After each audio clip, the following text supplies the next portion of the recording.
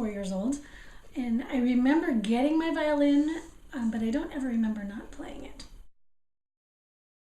It was the way that I best communicated with the world around me. I was practicing 45 minutes a day when I was 5 years old.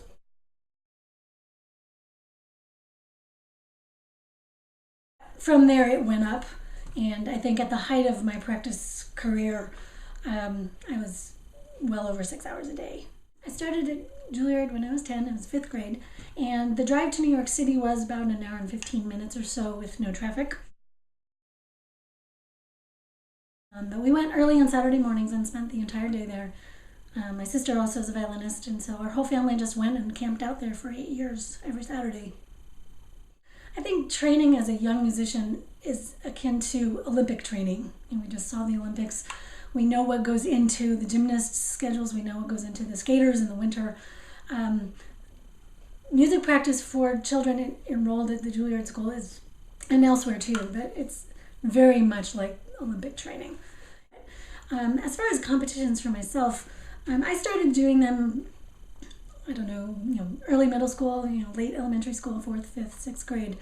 I think my biggest accomplishment that I was very proud of at the time was that I entered the New Jersey Symphony competition, and I was one of the winners. And so I got to play with them in their hall in Newark, New Jersey, and it was a fantastic experience, the Tchaikovsky Violin Concerto, and it kind of set the stage for me to be doing a whole bunch of other competitions in the tri-state area, New York, New Jersey, and Connecticut, where I ended up winning quite a few of them and performing with orchestras all over the region.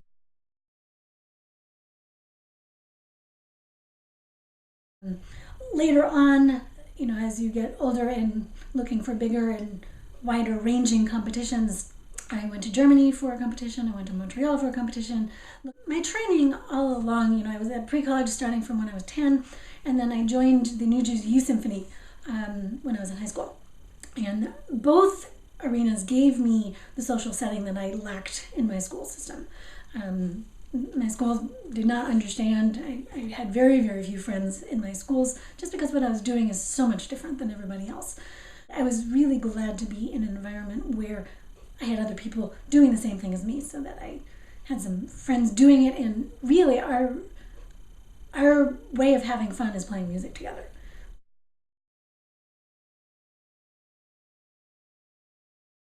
Well, after 8 years in pre-college, I did not audition anywhere except Juilliard for college.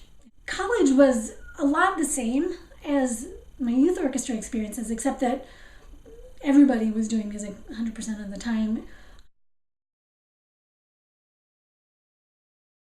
I probably was playing 10 or 12 hours a day in college, but not all of that was my own practice. I had orchestra rehearsals, I had chamber music rehearsals, I had lessons, I had coachings, I had all kinds of activities and classes that everything revolved around music. And so I was immersed in it 24/7. While they normally do their orchestras basically by age, I was accepted into the older graduate level orchestra, which was a wonderful experience because we always played at Avery Fisher Hall in New York City with some of the world's most famous conductors. We had a huge long lineup of really famous names, New York Philharmonic conductors, people from Chicago, LA, Europe, everywhere. And so we had some amazing names come through.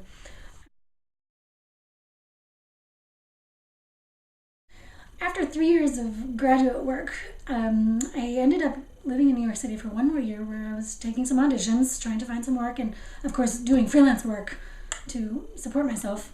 I ended up finding a quartet position, which, having just done a whole lot of contemporary string quartet playing, I had found a new passion. And when a quartet position opened up in Amarillo, Texas, I jumped on it. They wanted a concertmaster, a first violinist in the quartet, and someone to teach at the university, in West Texas A&M University.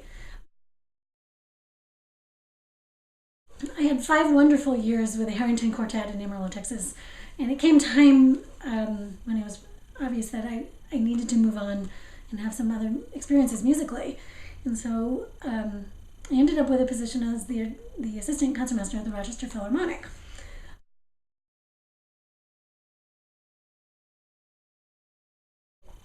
was not doing any private teaching there because there are so many wonderful private teachers in Eastman. At Eastman, I didn't feel that Rochester needed any more at that point. But I missed it, and I had such a wonderful experience teaching in Amarillo that when the opportunity came to move to Florida, I jumped at it, and I've been very, very happy here.